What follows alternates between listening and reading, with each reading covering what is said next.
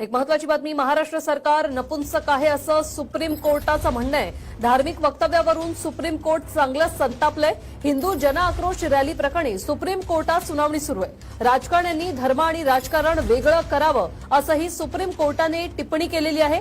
तुम्ही नाटक बंद करा, सुप्रीम कोर्टाने तुषार मेहतांना चांगलंच झापलंय।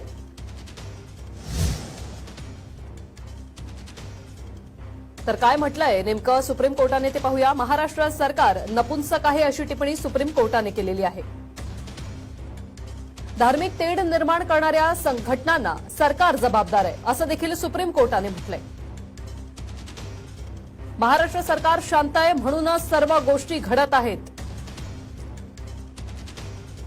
राजकारण आणि धर्म वेगळं करण्याची वेळ आली आहे अशी टिप्पणी सुप्रीम कोर्टाने केलेली आहे।